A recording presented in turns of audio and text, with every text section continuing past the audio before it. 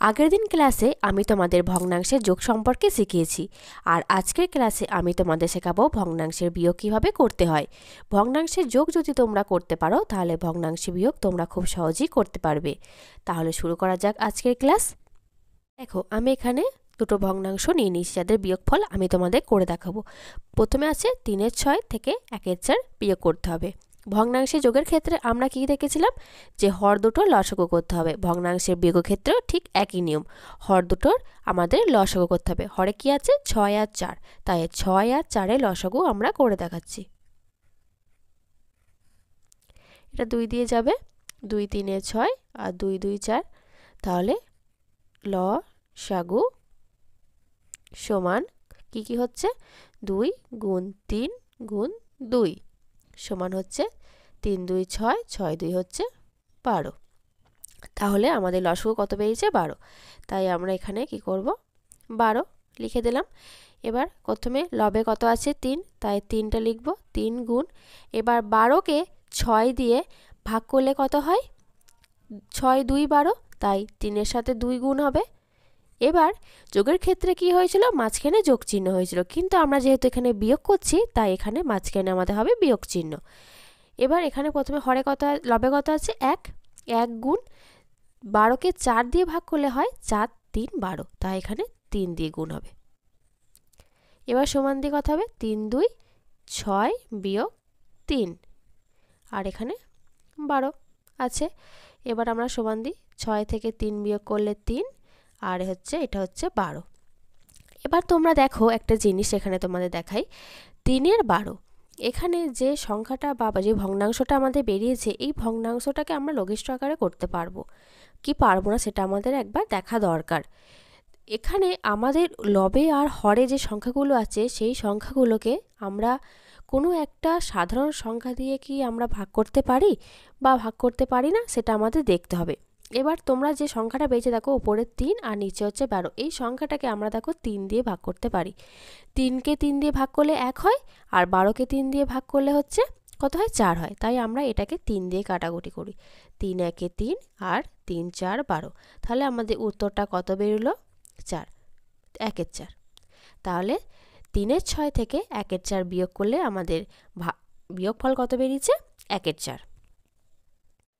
আমি তোমাদের আর একটা সংখ্যা দিয়ে এরকম বিয়োগ করে দেখাচ্ছি। এখানে আমি দুটো ভগ্নাংশ নিয়েছি, একটা হচ্ছে 3-এর 5 আর একটা হচ্ছে 7-এর 15। এখানে আমাদের এটা বিয়োগফল করব। প্রথমে আমাদের তার মানে কি করতে হবে 5 আর 15 লসাগু করতে হবে। যেহেতু হরে আছে 5 আর 15 আমরা লসাগু করে নিই। এটা 5 দিয়ে যাবে, 5 একে 5 3 15, তাহলে আমাদের লসাগু সমান হচ্ছে যে 5 গুণ 3 সমান হচ্ছে 15। তাহলে আমাদের লসাগু কত বেরিয়েছে 15, তার জন্য আমাদের এখানে কি করতে হবে 15।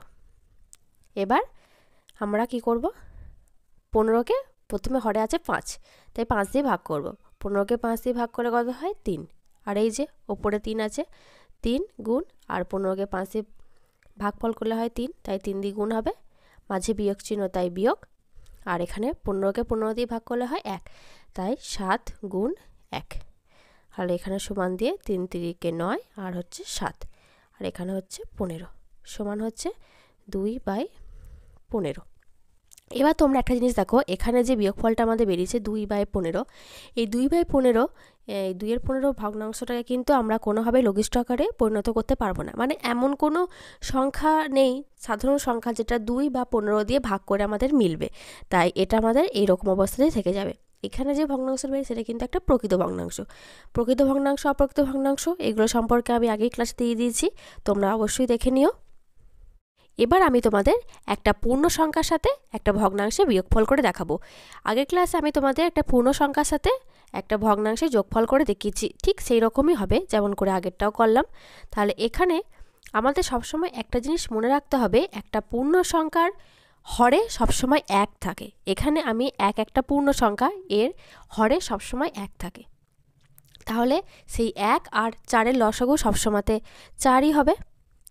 আমরা এই ক্ষেত্রে দেখে নেব যে এর হরে যেটা থাকবে সেই হরটাই হবে লসাগু, আর আমাদের এখানে কি করতে হবে এই 1-এর সাথেই 4 গুণ করতে হবে, 1-এর সাথে 4 গুণ করলাম, মাঝে বিয়োগ চিহ্ন আছে, আর এখানে 3 আছে, আর 4কে 4 দিয়ে ভাগ করলে হয় 1, তাই এখানে 1। তাহলে এখানে সমান দিয়ে আমি করতে পারি কি 4 1 4 বিয়োগ 3 1 3/4 সমান হচ্ছে 1/4। এটাই হচ্ছে এর বিয়োগফল। আশা করি বুঝতে পেরেছ। এবার আমরা যে বিয়োগফলটা করব সেটা হচ্ছে একটা পূর্ণ সংখ্যার সাথে একটা মিশ্র ভগ্নাংশের বিয়োগফল। আমরা একটা পূর্ণ সংখ্যার সাথে একটা মিশ্র ভগ্নাংশের যোগফল করেছি। এবার প্রথমে তার জন্য একই রকমভাবেই হবে, দেখে নাও। তার জন্য আমাদের কী করতে হবে, প্রথমে একটা পূর্ণ সংখ্যাটা লিখে নিলাম, পূর্ণ সংখ্যা, এখানে বিয়োগ, এই মিশ্র ভগ্নাংশটাকে আমাদের ভগ্নাংশে নিয়ে আসতে হবে। মিশ্র ভগ্নাংশ কী করে ভগ্নাংশে নিয়ে আসতে হয় সেটা তোমাদেরকে আমি দেখিয়ে দিয়েছি, তোমরা দেখে নিও। কী করতে হবে, 3 সাথে 2 গুণ করতে হবে, 3 গুণ 6 আর 1 যোগ করতে হবে, তার মানে কত হয় 6 আর 1 7, 7-এর 3। তাহলে এই যে বেরোলো পূর্ণ সংখ্যার সাথে একটা ভগ্নাংশের বিয়োগফল, যেমন করে আমরা এটা করেছি ঠিক সেই রকমভাবে করতে হবে। তোমাদেরকে আমি বলেছি যে একটা পূর্ণ সংখ্যার হরে সবসময় 1 থাকে, সেক্ষেত্রে আমাদের এই 1 আর 3, তাহলে এদের লসাগু কত হবে, সব 3ই হবে। তাহলে 3 আমি লসাগু করলাম, আর যেহেতু এর হরে 1 আছে, আর 3কে 1 দিয়ে ভাগ করলে 3 হয়, তাহলে আমাকে গুণ করতে হবে 3 গুণ 3 বিয়োগ 7, আর এর হরে যেহেতু 1 আছে 7, এখানে হচ্ছে যে গুণ 1। তাহলে এখানে আমি সমান দিই 3 3 9 বিয়োগ 7, তার মানে বাই হচ্ছে 3, তাহলে কত হচ্ছে 2/3। তাহলে এটা হচ্ছে এদের বিয়োগফল। আশা করি বুঝতে পারছো কী করে হলো এটা। তাহলে ভগ্নাংশের বিয়োগ কীরকম করতে হয় তোমরা নিশ্চয়ই বুঝতে পারলে।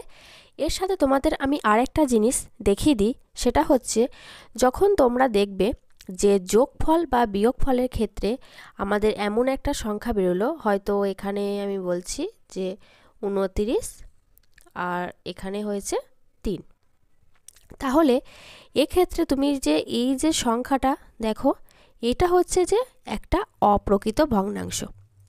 এই অপ্রকৃত ভগ্নাংশটা যখন বেরোবে, সেই ভগ্নাংশটাকে কিন্তু আমাদের মিশ্র ভগ্নাংশে নিয়ে আসতে হবে, তবেই তোমরা পূর্ণ নাম্বারটা পাবে। অনেক সময় কি হয়, আমাদের যখন পরীক্ষা ক্ষেত্রে পড়ে, সেক্ষেত্রে যোগফল বা বিয়োগফল যদি এই অপ্রকৃত ভগ্নাংশ এরকম কিছু আসে, সেটা যদি আমরা মিশ্র ভগ্নাংশে না নিয়ে আসি, সেখানে অনেক সময় আমাদের নাম্বার কম পড়ে। সেক্ষেত্রে তোমরা এরকম অপ্রকৃত ভগ্নাংশ এলে সেটা তোমরা মিশ্র ভগ্নাংশে করে নেবে, যেটা তোমাদের আগের দিন আমি শিখিয়ে দিয়েছি। আর একবার দেখিয়ে দিচ্ছি, এই যে 29 আছে লবে, এই লবটাকে হর দিয়ে ভাগ করতে হবে, তাহলে কত হবে আমাদের 3 9 27 2।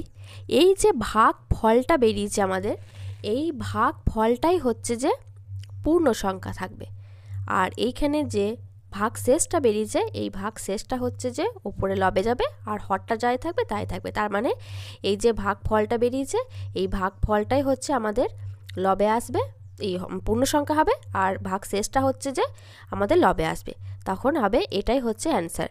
আর তোমাদের তো আগেই বললাম, যদি এমন কোনো বেরোয় যেটা হচ্ছে যে যদি তোমাদের একটা ভগ্নাংশ বেরোয় যেটা হবে যে ভাগ করে মিলবে, যেমন হচ্ছে তোমাদের হয়তো বেরিয়েছে এখানে 12, এখানে হয়েছে যে তোমাদের 15, 12 15, এই 12 15 একটা সংখ্যা বেরিয়েছে যেটা তোমাদের যোগফল বা বিয়োগফল হয়তো তোমাদের বেরোলো, তখন তোমরা সেক্ষেত্রে কি করবে, এটা দেখো একটা প্রকৃত ভগ্নাংশ, এটা কিন্তু অপ্রকৃত ভগ্নাংশ নয় যে 12কে কখনো 15 দিয়ে আমরা ভাগ করতে পারবো না। সেক্ষেত্রে আমরা কি করব, এই ক্ষেত্রে আমরা দেখব যে এমন কোনো সাধারণ সংখ্যা আছে যে সংখ্যাটা দিয়ে এই দুটো সংখ্যাই আমরা ভাগ করে মেলাতে পারি।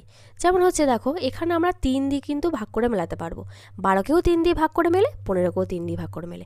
সেক্ষেত্রে আমাদের কি হবে, এখানে হবে 3 4 12 আর 3 5 15, এটা হচ্ছে আমাদের তখন উত্তরটা বেরোবে। তাহলে তোমরা কি তোমাদেরকে দেখালাম যে যদি তোমাদের অপ্রকৃত ভগ্নাংশ বেরোয় যোগফল বা বিয়োগফল, সেক্ষেত্রে তোমরা সেটা মিশ্র ভগ্নাংশে নিয়ে চলে আসবে, আর যদি প্রকৃত ভগ্নাংশ বেরোয় তোমরা দেখবে যে এমন কোনো সাধারণ সংখ্যা আছে কিনা যেটা দিয়ে দুটো সংখ্যাই ভাগ করে মেলে, আর যদি না মেলে সেক্ষেত্রে তোরা কোনো কিছু করার নেই, তখন ওটাই অ্যান্সার হয়ে যাবে। তাহলে আজকের ক্লাস এখানেই শেষ করছি। তোমাদের ভগ্নাংশের যোগ বিয়োগ শেখানো হয়ে গেল। এবার তোমাদের আমি ভগ্নাংশের গুণ আর ভাগ শিখিয়ে দেবো, যেটা পরবর্তী ক্লাসে আমি তোমাদের শেখাবো। যদি ক্লাসটি ভালো লাগে অবশ্যই একটি লাইক করে দিও, আর পরবর্তী ক্লাসের নোটিফিকেশনগুলো পেতে আমার চ্যানেলটিকে সাবস্ক্রাইব করে পাশে থাকা বেল আইকনটি ক্লিক করে রাখবে।